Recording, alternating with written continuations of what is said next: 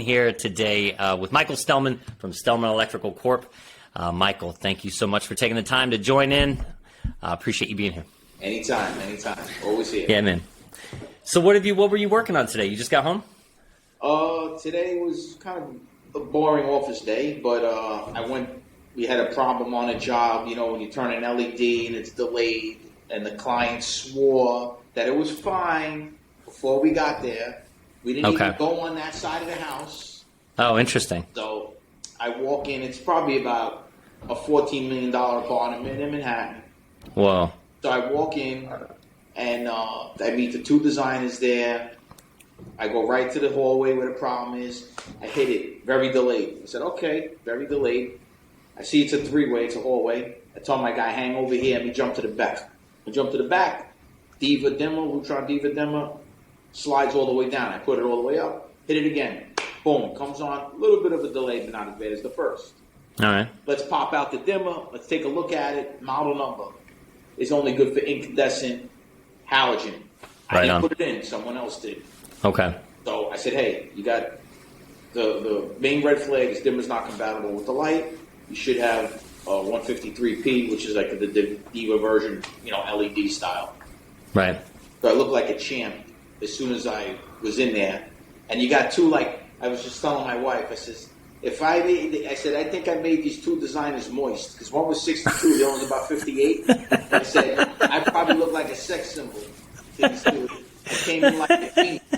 You know what I mean? Yeah, man, you're like Mick Jagger walking in these houses in New York City, man. Just looks at me like, okay, all right. Tired of hearing how great you are. I'm tired of hearing how great you are. That's great. So they were trying to do you experience that sometimes where you go into a scenario and you didn't do anything or you didn't touch a certain thing, but the people are like, well, you clearly are responsible for this because you were here. Yeah. From time to time. Yeah.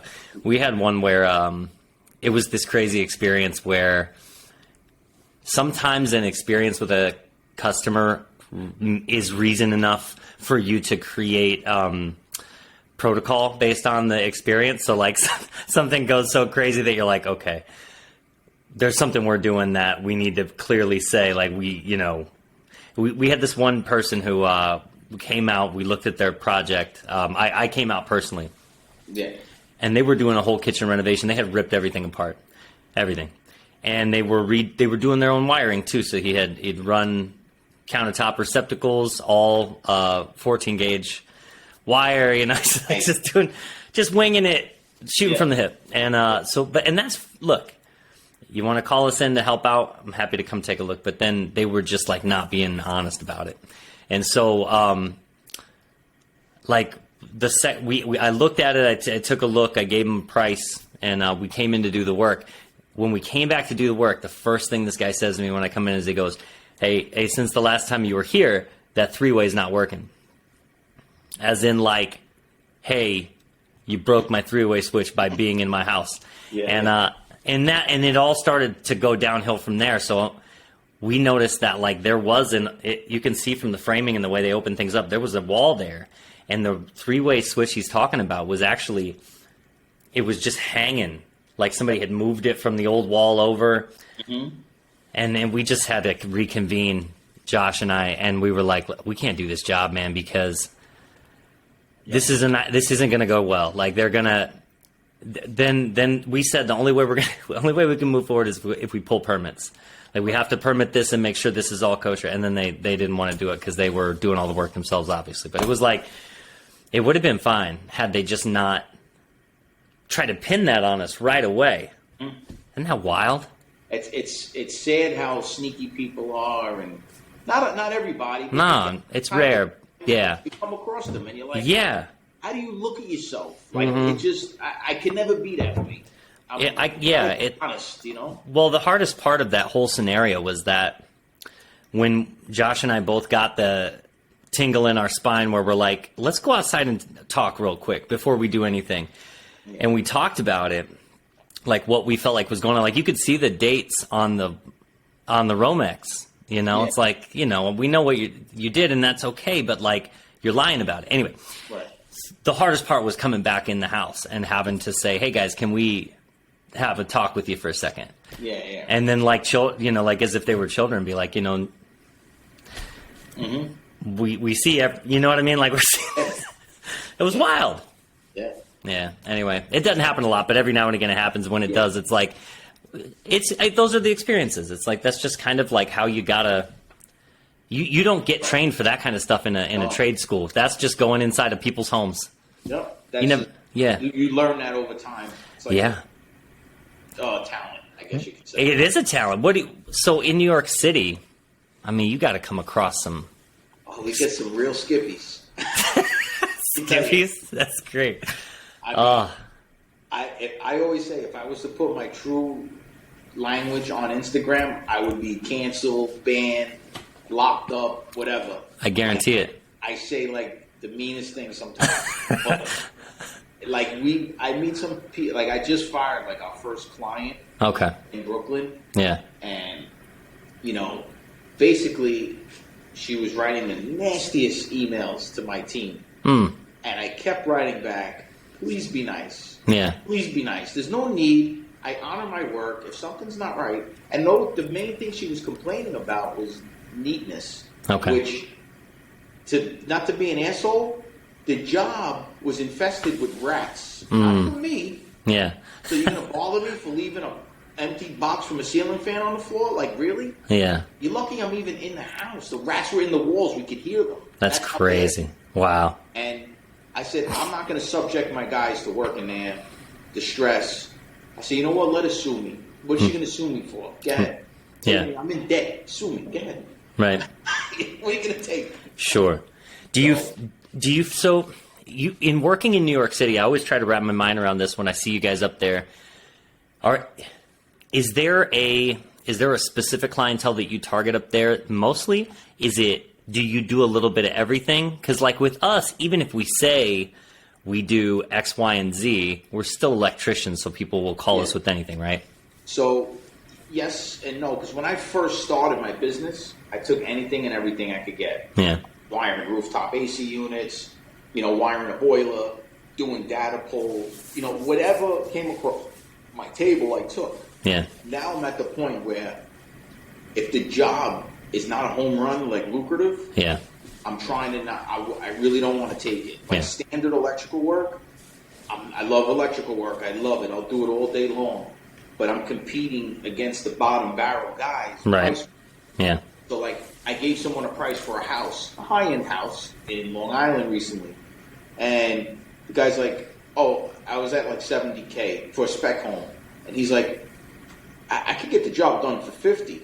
I said, I understand that. But for me to do it, it's 70. Right. Because I carry insurance for Manhattan. I have a $4 million umbrella policy. Okay. Because the buildings won't let you win without it. Yeah, for sure.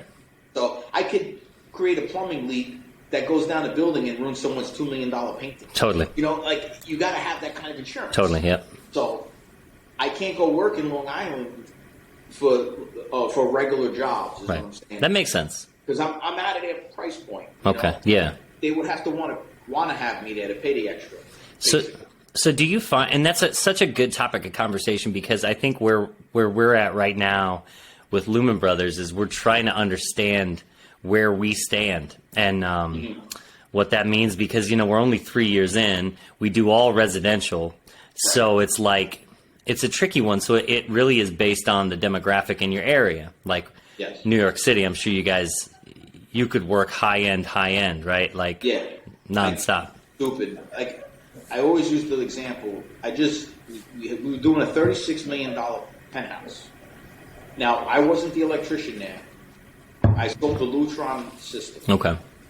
Now, when I sent the quote, all I'm doing is selling light fixtures and programming, not even installing. Huh.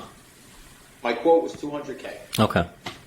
Now, for me, my pockets, I'm like, oh my God, this is crazy. Like, I can't set this price. Right. He's going to think I'm a crook, Yeah. But that's what this stuff really costs, Right. He gave a good price. Mm-hmm. He didn't even blink. Yeah. Okay. Yeah.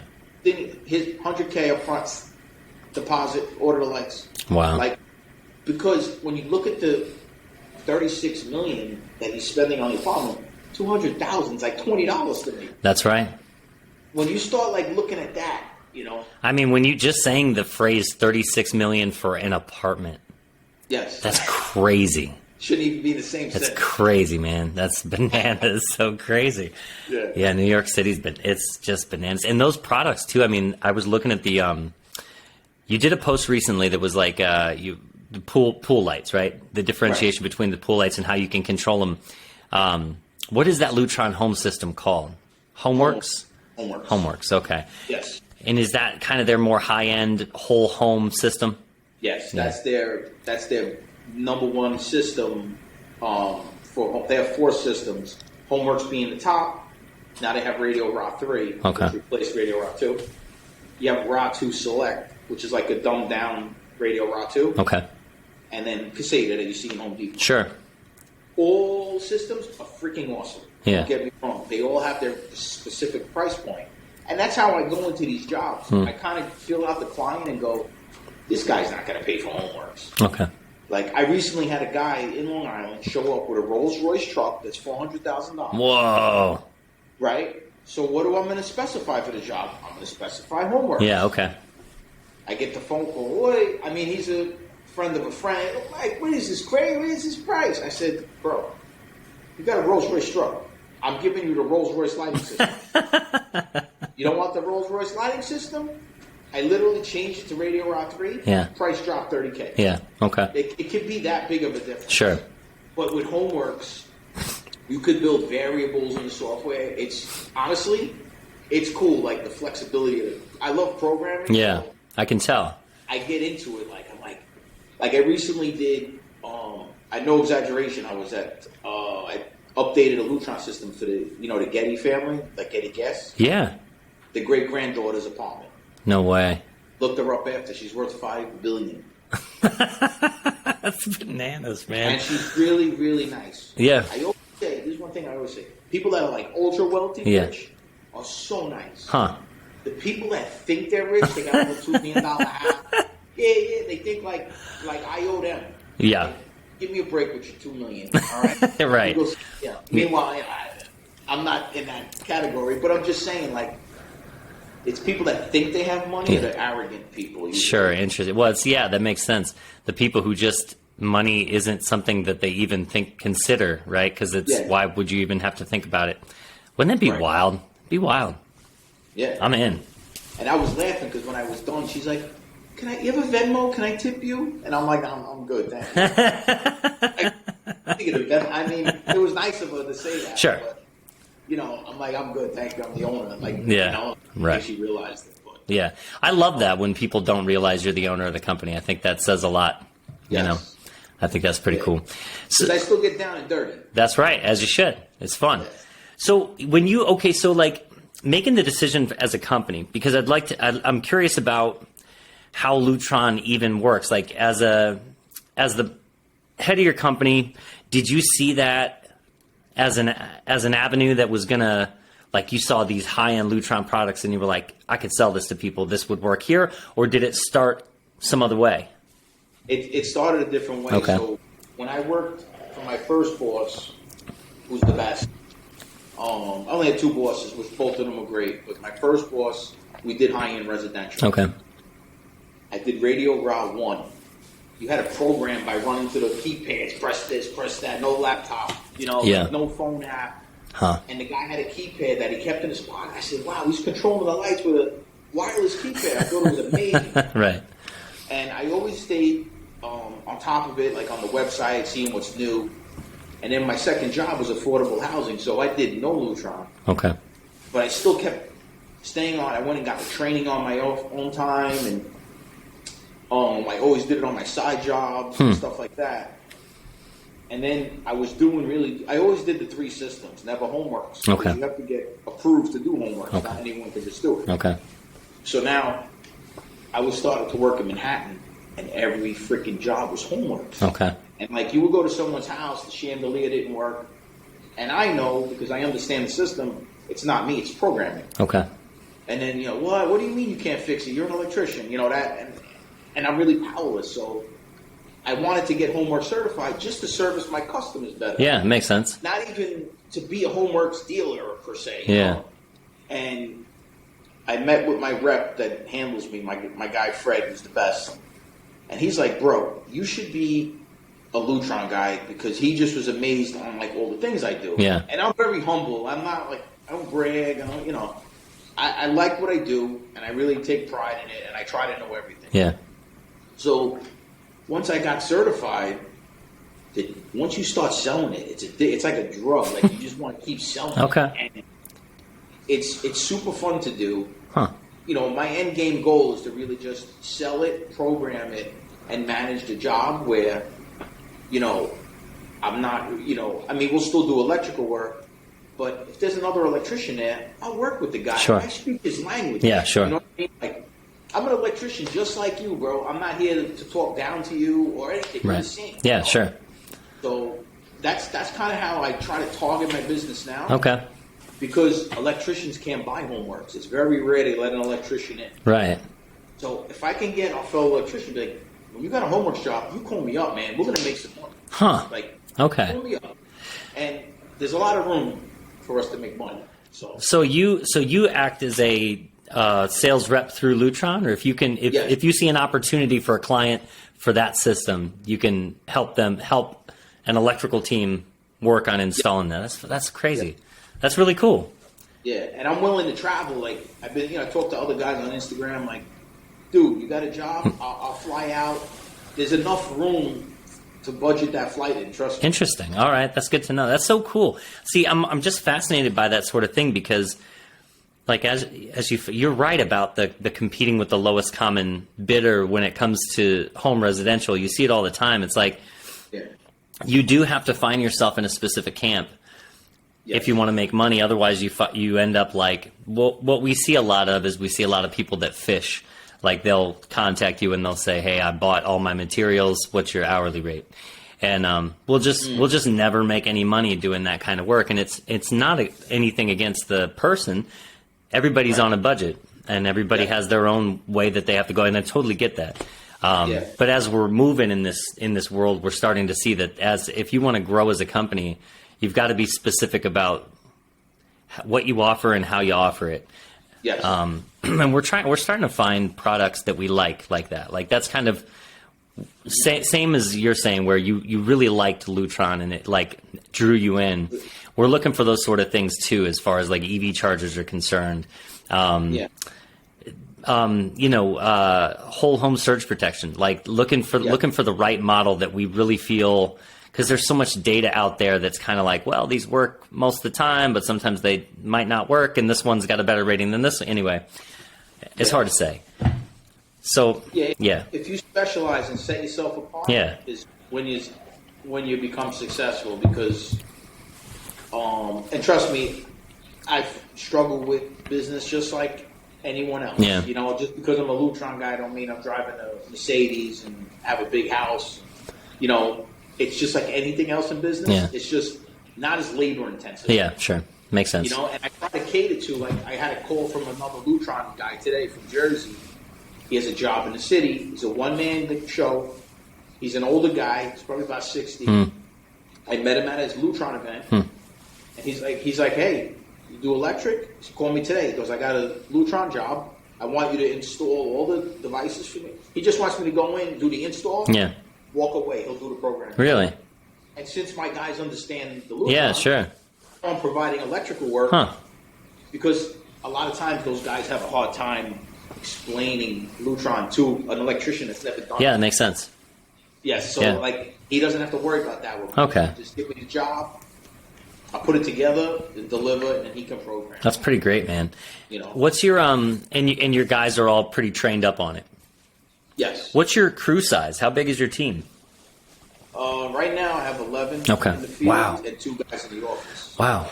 That's a pretty big I mean, it's not a big company when the grand scheme of things, but from where I'm sitting, like, from what we're doing, we're in that phase right now where we're just like, how do we do one? Like, we have our apprentice, and the apprentice is doing great. We're figuring that out. And then we've got our bookkeeper, and we're trying to, like, man, if we're at that point where we're like, we kind of need to keep this thing moving. In order to keep this thing moving, I'm just working all freaking day.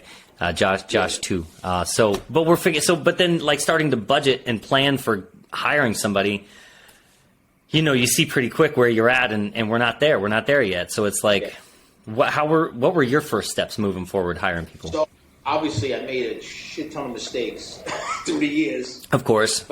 At first, I'd say 6 to 7 years were like, oh my God. Okay. I'm in my 12th year now. Okay. But I don't know if you've ever seen Sean Van Dyke on here. He writes the book Profit for Contractors. I guess I'm unfamiliar.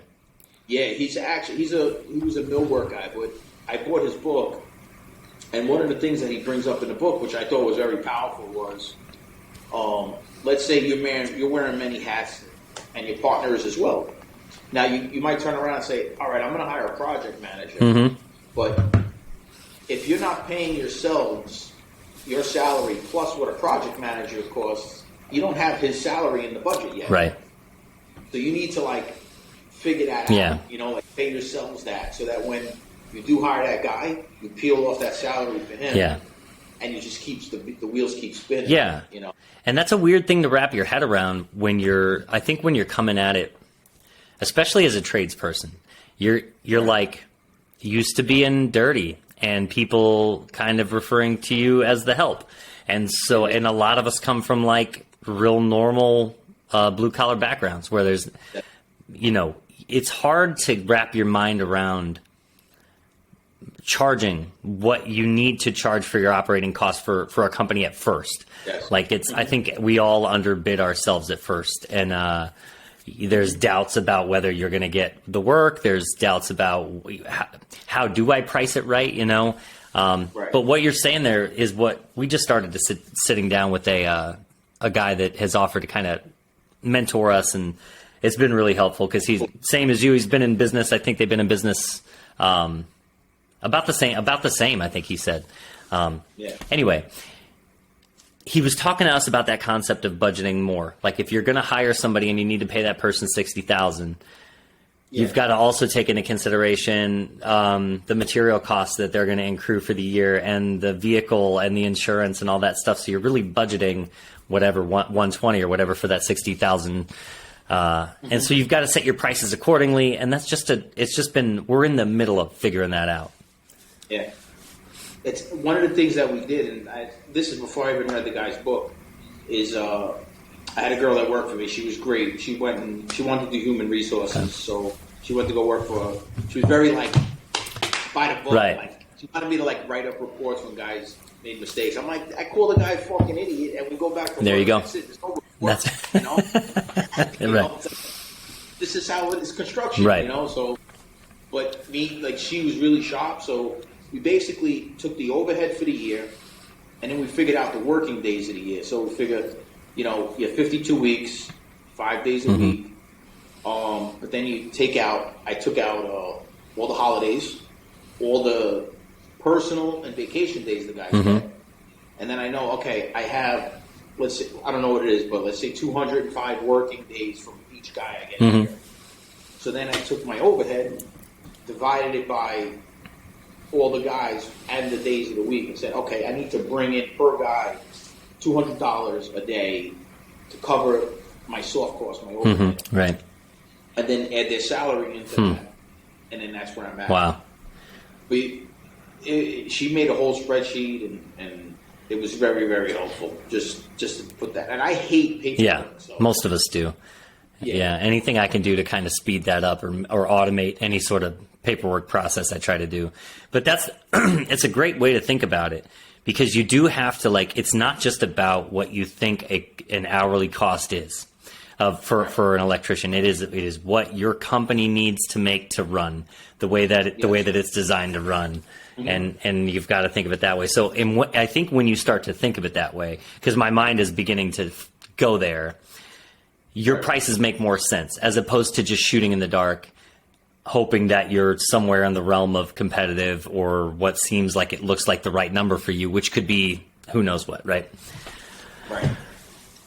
Yeah, there's a science to it. And I'm sure when you started and I did the same thing, you would go look at a job and be like, yeah, 500. In your head, you're like, I wouldn't pay more than 500 for this. But it's your money. It's their money. That's right.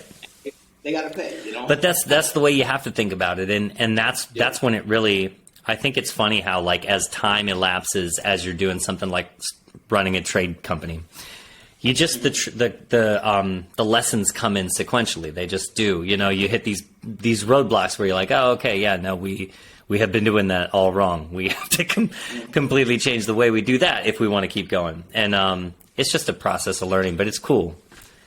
Yeah. When you hired your first, I've always heard this, that hiring your first hire is the most important, the hardest, and they'll quit pretty quick. And that's probably not always true. But then every hire past that is easier and easier. I actually, everyone that's been, I have a lot of family and friends that work for me, or friends. Oh, good. Okay. You know, it's you know, I had family. My brother worked for me, my cousin. Okay. But now they both don't. But like one guy I've known for 14 years that's been with me. They call him my son. You know, that everyone makes fun of him because he gets murder.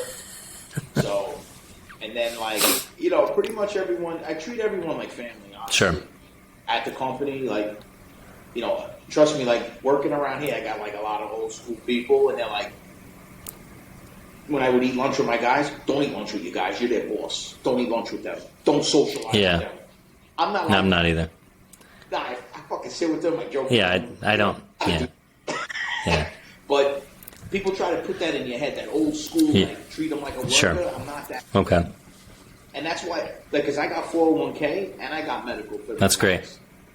Because I would lose a lot of guys to the union. Okay. Because being in New York City, there's plenty of jobs where you could just sit there and get a check. Okay. City worker, union, civil servant, plenty, like, you know, there's so many of those jobs. Yeah. Why would a guy kill himself when he can go be a custodian? I'm not trying to pick on trades, but, you know, professional. Of course. A lot of those jobs, they can't get fired. Right. So I hear my friends brag, yeah, I played PlayStation all day. But you're at work. Yeah. Like, I'm like, you're proud of that? You're proud of that? I'm like, that's not a job. Right. I'm with you. I mean, it's a difference in mindset, I think. And because I was in the military and it just didn't vibe with me. Nothing against the military. I was happy I did it. I learned a lot, but I learned while I was in there that I just I'm happier moving at my own pace, and my pace is pretty quick, and I like that. And being in a big organization for me is just can be brutal. But I see what you're saying. I feel like in New York City, because we don't have to compete with that like that around here. Like, there is the union here. There's union jobs, and those exist too. But as far as like the residential sphere, we're not really competing with larger companies like that. It's more like boutique shops. Yes. What do you do to compete with union work? Well, we don't really compete against union because they won't do residential. Got it. But there are, I would say, about another half dozen guys similar to me. You know, they do Lutron. Some of them actually are direct dealers too, but some aren't. But they just specialize in high-end residential, chandeliers, this and that. You pretty much, to specialize in high-end res, you need shoe covers and drop cloths. And you're good. That's great. Because I can tell you stories of, like, I would be at a job and, like, a plumber would come or a carpenter or an HVAC guy, and the client would be like, can you take your shoes off? And they're just like, nope. They're just straight up, no. Wow. It's an OSHA violation if I take my shoes off. Right on. Oh, can you put these shoe covers on? No, I might slip in them. Like, I see people talk to customers. Wow, that's wild. And I'm in there cringing like, what a fucking thing this guy's You know, I just think it's such a dick attitude. Yeah, for sure. But they love having that power of that they can say that to the client. Because a lot of people are bitter against rich people. Yeah, okay. Yeah, I'm sure. You know, they just don't like them. I don't care. Sure. They're nice to me, so I'm nice. Yeah. I don't like rich people that are dicks, but if they're cool, yeah, I'm cool. I think that goes across the board. Just people that are dicks, regardless of your social status. If you're a dick, you're a dick. Yeah. Exactly. Yeah, that's interesting, man. I feel like that's another way to set yourself apart in the trades too. Is it's not just about like, especially if you're doing residential. It's like, it's not just about the work you do or the things you offer, the products you offer. It's like, are you respectful? Like, are you the kind of person who comes into a person's house and they're excited that you're there? They're happy to see you. They actually want to like talk to you. I can't tell you how many people, even with what we do, we don't do, we do mostly like regular people's residential work. We do run across some high end stuff around here, but it's nothing crazy. But even in a standard, very nice row home, we'll set up shop and get our drop cloths out and do all that stuff. And people are just like, none of the other trades do that. And I'm just like, why? Why do they? Yeah. Anyway, It takes 5 seconds, and it makes you look like you look like you care, and that's all people want to see when you're in their house. That's it. They just want to. You're in someone's home. Don't feel that's guys are good. I really never had. Yeah.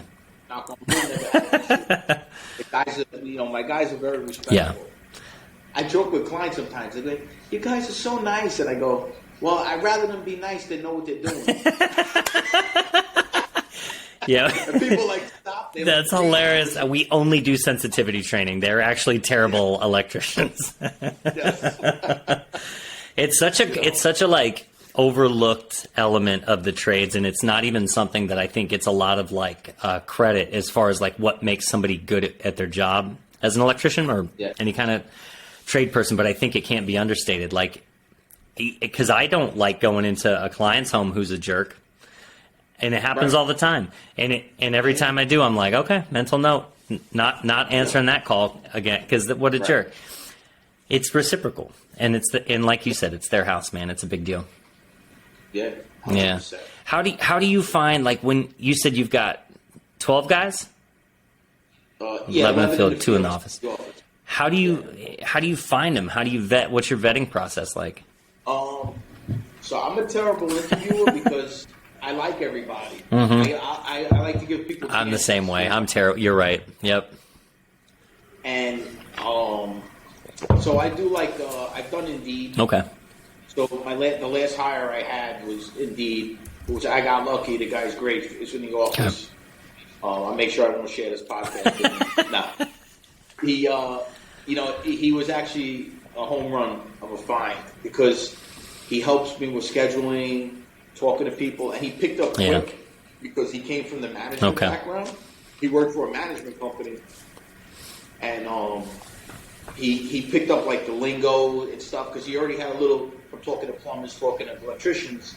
He caught on real quick, and I take the whole Lutron stuff. So, he and plus the guy's 6'5". Oh, all right. I'm 5'6". So he walks in my office for the interview. I said, "Motherfucker, you call." I'm sure you don't start off interviews like that, but that's how I. Well, I think the best thing about you is people know exactly what they're getting, and I find that refreshing. Yeah. I'm an open book. Yeah, I'm the same way. And I also, I don't know if it's because I was raised by heathens. It probably is, but I don't have any internal feelings toward profanity. I don't even notice it. It's probably just because I'm an animal. But I don't. So I'm always surprised when I see a comment somewhere where somebody's couldn't get past the profanity. I'm always like, oh yeah, that's right. Some people don't like that. That's interesting. But I'm with you. I just don't have the sensitivity toward it. I like funny stuff. I like when people make fun of me. My wife was talking. I don't know why I do this, but I plan for my funeral someday because I want it to be a good party. I'm curating my own funeral playlist on Spotify because I don't want anybody else to be in charge of that. And so part of me is I want people to just come make fun of me. I want to get roasted at my funeral. I'd love, maybe even before. If I find out what the date's going to be, maybe I'll do a show beforehand and everybody can just come destroy me. I would love it. I love when I'm in a ball breaking with someone because I tell everyone when someone's making fun of me, I'm learning from them me to make something for someone else. It's honing skills. That was our thing that we did when I was obviously growing up. That was a big thing, was just sitting around making fun of each other. But when I was doing stand up, there was this group of friends that I made that they were just it was a group of black dudes that that was how they hung out. Like if they were hanging out over a period of time, they were just continuously thinking of ways to make fun of each other, so that like they called it joning. You're just joning each other. So you all night long, you never know when one's coming. You just look at Doug, looks like this, or you couldn't wear the wrong clothes. I went out to LA one time to visit those guys. I wore some sneakers that I really liked, and they were like, "Would you fucking walk here with those sneakers? You can't. You're not getting on stage with those." They were like, it was great. I loved it. It's one thing I always say, like black comedy. It is. It's fucking. For me being in the it's city wonderful. And growing up with blacks and just having that totally. humor. Oh man! I cut my teeth in a lot of black clubs in the DC Baltimore area because I worked blue. I did I swore a lot and whatever when I was a kid, and then I just found myself in this niche doing it. But black clubs are way different than white clubs, and they're so funny, like uproariously over the top, crying, laughing, funny. Yeah. I saw this dude one time talking about his joke was like talking about dating a girl with a C-section scar. And how that was like something that he had to deal with, like later in life. You got to deal with. You got to like date girls. And he said he dated this girl whose C-section scar was so big. He was like, "Damn, what'd you have, an autopsy?" But I mean, it just was joke after joke like that, where you're just like, "Oh my god, that's so funny." I don't know what it is about inappropriate humor. I was raised on it. I think I just like that. There's, I think it stems from the depths of human, like the human funny bone. Like, because if you're a little baby and somebody falls down, babies will crack up laughing at you. If you stub your toe or hurt yourself, nothing makes a baby laugh harder. So there's something inherent in us to laugh at the pain of another human being. And I don't know what it is, but I'm into it. It is hysterical. Especially when it happens on the job site. When someone hurts themselves. Once you know that's right. That's you freaking idiot. How did you do that? For sure. Of course. Well, because we've all been hurt. And it's like, I think that's the part of it too, is it's like, when you make fun of your friends, you've all done, it's not like you're impervious to it or that it's not coming your way. It's not like, you're just ganging up on one person over and over again. You're all going to get it. And it's the same thing when, like, in the military, when we would do, we'd have to get gas qualified every year. We'd have to go in a room and they, have the CS grenade and you got to take your mask off and get gassed. And it sucked. But it was hilarious when you watched your friends go through it because you did it too, and it sucked when you did it. And so I don't know what that is. I don't know why that's a thing, but I enjoy it. Yeah, right. It is almost no longer a thing though, because there is this conflation between like it being mean and mean things being like for example, I'm teaching my daughter, like I have a 6-year-old, and I'm showing her all these movies. I want her to have an understanding of humor. And I want her to know like what's funny. But when we watch older films or older TV shows, Looney Tunes is a great example. They're killing each other. They're dropping anvils and giving each other dynamite and electrocuting each other. And when she first watched it, she was like, "That's mean." And I'm like, I'm over there dying laughing. Like, no, that's not mean. It's not real. It's absurd. So anyway. Right. I think I want to try through my children to retain that level of like sense of humor and reality, Mm-hmm. Yeah, no, my household is definitely sarcasm central. Yeah, my older guys has the same humor as me. Just ball breaking, stop. Even my little guys surprise us. But it's fun. My wife.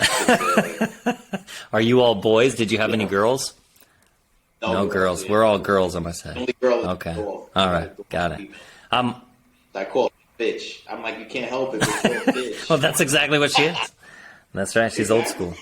Dude, I'm surrounded by girls. I have all girls. And I have my wife and both my daughters are left-handed. So I got 3 left-handed girls. And I don't know what that means, but means something. Right. It's got to mean something. So when you think about your company, man, when you think about, like, do you like that size where you are? Do you like the 12 man? You think that's where you're going to sit? Like, yes, or small, a little smaller. Yeah. I'm thinking between 8 and 12. Why do you feel that way? I feel I need one of my guys in the office. I'm gonna probably try to make him a project manager, because I'll be honest, Doug. Like, some jobs I don't even go. I don't even see them, and then sometimes when I do go to a job, I'm furious on the quality, because it's not what I would do. Yeah. You know, and me to have them take it apart and redo it costs me money that I'm not already making. You know, the jobs aren't. My guys are great. I'm not knocking the guys at all, but you know, you hold a certain standard that you want. Not everyone has OCD. Right. Not everyone's a neat freak. Not everyone is, you know, everyone's different in this world. Yeah. You know, and you can't expect, you know, everything to be the same all the time. You know, so I feel like in order for me to keep what I have, I need to make a project manager that pops in on other jobs. You know, because some of the guys get lost with the jobs, take longer than they should, and you know, it's just like running. But they're doing their job. I'm not. My guys, one thing I will say, they don't sit in the van for 2 hours. Because if I ever heard something like that, I'm sure. My shit. Plus, they're honest guys. They would never really do that to me. But you know, maybe they're not being efficient, they're over ordering material. You know, just stupid things. Like, it's insane the amount of waste when you do have employees. Do your teams? Do you have it set up so where your teams are managing their own projects? You have kind of like leads for the teams that kind of run it. Okay. Yeah, so I keep everyone kind of in pairs, and you know, whoever's the lead of that pair is running the job. You know, but some guys, you know, certain people say, "Oh, I have too many." When they make a mistake, that's because I have too many jobs. Meanwhile, I used to run all fucking jobs by myself, no problem. Then my favorite thing is when they tell me, "Oh, but you've been doing it so long." But no, I haven't, because 7 years in, I was doing it, and you got 10 years in. So you saw it. That's what I tell them. Yeah. But I'm still different. Like, I'll work 14, 16 hours, no problem. Like, I was just telling my wife, I gave up coffee for like, I have a morning and an afternoon. I gave up the afternoon to try to start going to bed normal. After like 3 nights, I'm like, I'm not getting enough work done. So I started back with my afternoon coffee so I could stay up to midnight doing emails and stuff, so you know? Because that's when I'm the most productive, because there's no phone calls and distraction. I got so many questions for you, man. ADD kicks in too. So. I'm with you. Look, the hardest part about what we do, really being our size, is the phone. The phone is so hard. Like, it is never a good time. It is.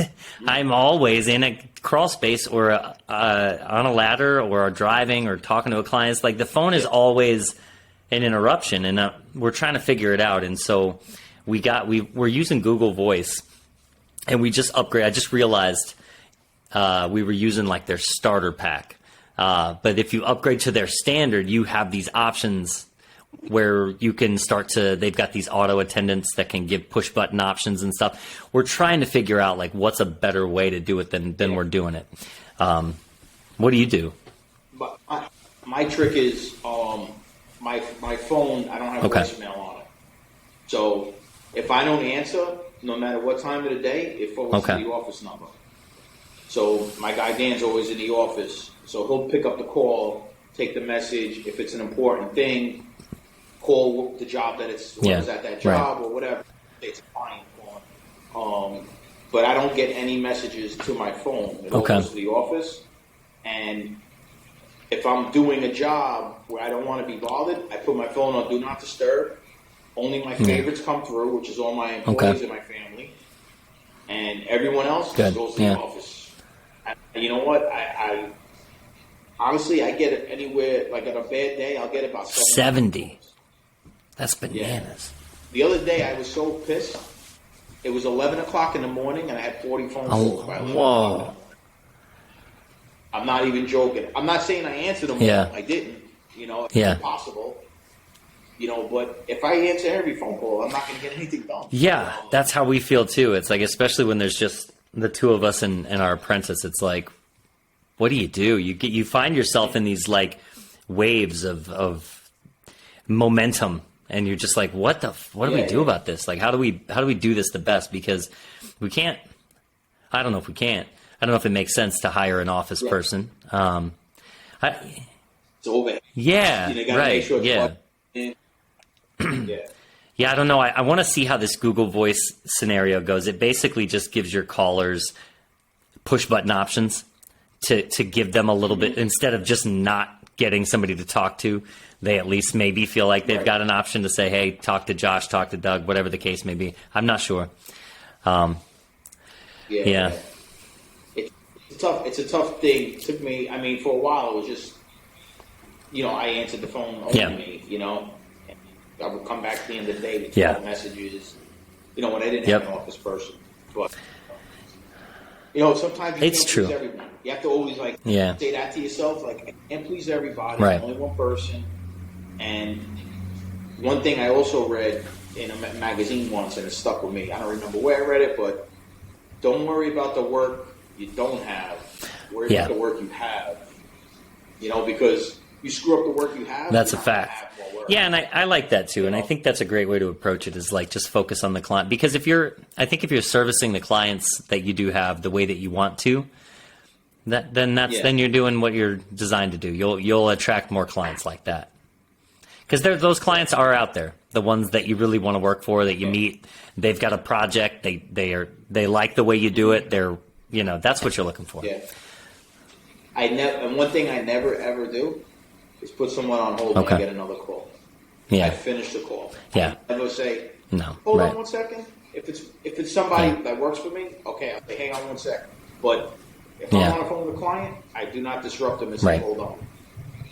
If I get another call, I have my auto reply set up on a call way back ASAP. That's good. Stuff like that. But I never ever switch over. Finish out the call and then I call the other person back. That's good. That's good advice. We'll dial it in. It's probably going to just continue to grow and change, like this whole thing. It's just there's never any static anything. It just is constantly moving. Yeah. Yeah. I joke around with my first boss. I mean, he's been doing it probably 40 years, and I still talk to him and stuff. And we joke. I'm like Gerard, I can't figure it. I'm still trying to figure it out. You always I learn, think And he says to me, I'm still figuring it out. Yeah, I think that if you don't come from that perspective, you're going to get blindsided, by your own ignorance, or you're always just a second away from getting your ass kicked, because you just never know what you're going to walk into. You never know what the client's going to be like. You never know. You just never know. Yeah. Right. And there's a million ways to do it. I like what you guys are doing, and I think it's inspiring to see how you're niching in that direction. We're looking for, I don't know if we're looking to niche, but my eyes are open to that sort of stuff. It's what are the ways to really set yourself apart? I think it's quality, right? It's obviously Lutron is a quality, right? It's a quality product to be able to offer that. Yeah. Okay. And another thing too, reason why I decided to stay that niche is I would take commercial jobs, let's say a 4-family house that you just kind of doesn't matter, you bang it out, you get out. We're being neat on those jobs, and I'm not budgeted to be neat because you're the low man bidding. So I just had to give up those jobs because that's right. I agree, man. And we feel the same way. It's if you're at a space, if you're at a project and you bid it and you get in there and you feel like you don't have enough time to, like you said, be neat. Damn it. Yeah. What are you doing? It's we're not doing this. We're not their team. We're not the team they're looking for. They're looking for a team that doesn't want to be neat. And that's just not, I don't know, man. I'm too anal retentive about it. And so is Josh. It's I'm in a person's house. I got to be super neat. And a lot of times too, I have a couple electricians that are local that I'm friends with, and if I get a call in, I'll be send it to blah blah blah. Sure. Send it to blah. I don't even. You know what? Maybe he'll get a high end. Sure. And throw it back. And I think that's the way we do the same thing. It's there's so many good teams out there. I think it says a lot about you to refer somebody to a team that's not you, that you know that the client would like. That you're not just like brushing them off, but you're like, look, go check these guys out. They probably have the time, and you'll really like them too. Because that reflects you too. It's like everything you do, everybody you refer somebody to, reflects back on who you are as a tradesperson or as a human. It's crazy. It's like you gotta be careful who you hang out with. Oh yeah. So were there, before we go tonight, and I'll let you go here soon, but were there any people in your life when you were getting started doing this? You mentioned your old boss a couple times, but like who really stood out to you as like your main mentor? Who? Well, definitely my first boss was huge. My side, he got me the residential side down to a science and like being neat and doing things like that. My second boss was key as a mentor because he taught me like the commercials. We did affordable housing, so I learned access control, fire alarm systems, how to cookie cutter, how to mass produce like assembly line construction, like ways to make it efficient. Like basically, I'll give you an example. Like he would take the blueprints and he would photocopy the apartment on an 8.5 by paper, and he would make a binder, apartments A through F, in a binder, and we would keep that on the floor with us. And then like a team of two would get apartment A, and just pull it out, give it to them. It was cookie cutter, boom, boom, boom. And all the circuits were the same number, so when you make your panel schedule, you just make one schedule for all 150 panels. Imagine every panel was different. Like you would drive yourself 150 panel schedules. Just learning that production side of the business. My first service with him was a 5,000 minute service. When I was done with that, I'm like, I never want to do this again. I hate bending big wire. Yeah, it's brutal. Pipe. Those are the guys with the little bricks, you know. Like that's how I broke with those guys that way. Because when they pick on me, I'm like, listen, I'd rather work with my brain, you know. So I just bust their balls. It's like guys. That's right. Trucks, you know. That's right. Yeah, they're just like the dolled up pickup trucks. Yeah. Yeah, exactly. Oh, I'm sure, man. But yeah, like I just once I did, so he was like a good mentor that way, and then I have another like personal friend. He's got a monster company. He's got like over 100 guys, non-union, and I go for breakfast with him once in a while. Yeah. He's a great dude. I learned a lot from him, like, business-wise. He's a no-nonsense business guy. You know, he helps me out a lot. That's cool. I help him when I can. But he's another good guy that, you know, I love talking shop with guys, you know, especially older guys, you know. I just started I went to my first IAEI meeting, which is for electrical inspectors. So every month they have a meeting at a restaurant, which was so cool because I went, there must have been about 70 master electricians there. You know, every class they bring someone in to talk. They brush up on a little bit of code. And sounds great. You know, which was cool. You know, I talked to a couple of guys next to me. You know, but no one there is really like does what I do. They're more like commercial guys. But you have non-union and union guys there, so it's cool. Like it basically, you know, it's an association for all electricians. That's really cool, man. So I'm going to try to get more. I think that's a really good idea. And do you feel like, as an owner of a company, what are some, like I saw on your website, you're affiliated with like, I'm not going to think of the name of it now. It's an abbreviation for one of the electrical conferences, CISO or something like that. What is it? CEDIA. That's what it is. CEDIA. That's the Custom Electronics Association. So they have the expo every year. Actually, Kyle Figueroa. That's right. That's where I saw you guys. That's right. Right on. Tech, and Pete was there, and Custom Electric from Texas. Cool. Was there, but honestly, I've been going to that expo since 2010. So I'm like a self-taught low voltage guy from going to that thing, and they don't have electricians there. Oh, it's so funny. Kyle will tell you, like, when I go, they go, what do you do? I'm an electrician, but I'm a Lutron catcher dealer. Yeah. So once I say that, then they're like, oh, okay. They'll talk to me. But before I was that, I'm an electrician. like certain boots. Interesting. They don't talk to you. Why is that? It's pretty funny.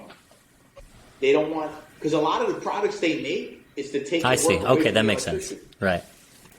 Like, they're like, hey, look what we came out with. That's You don't right. even That's have right. an Yeah. electrician. Uh-huh. I'm an electrician. Yeah. You know, like, even like when I go to the booth for my membership, I wanted to see what kind of perks and stuff they have. And they're like, oh, we're doing a lot of stuff for you guys behind the scenes.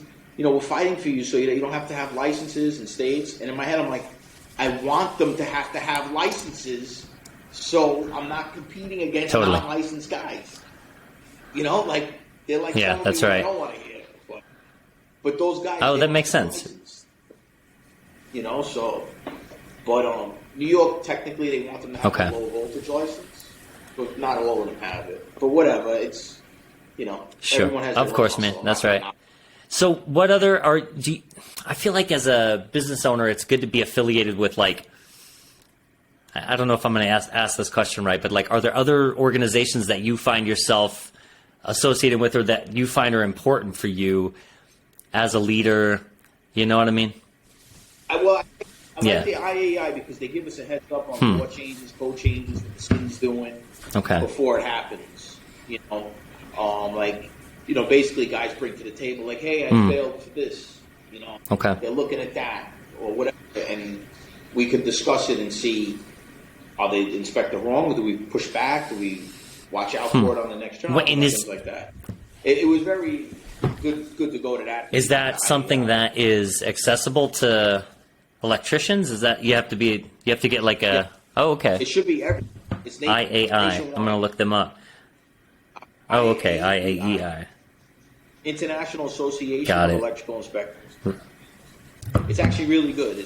They should have a local meeting somewhere. Every area has their own branch. I'll look into that. That's a really great idea. I mean, I always relish the opportunity to get to sit for an inspection because I get to talk to the inspector about like what we just, you know, it's always good. Cool. Right on. Yeah. Well, man, Michael, thank you so much, man, for your time as always, dude. I'll get you back on here too. I think I'd love the idea of having people that just kind of stop back in for a chat on topics that you're working on. So whatever you got coming up, if you want to talk about anything, just let me know. Yeah. All right. Same here, bro. Right on, man. I'll jump back on. Me too, man. That's what this whole thing's about. All right, brother. Good to see you, man. Cool. You too. Later. Have a good night. Take care. Bye.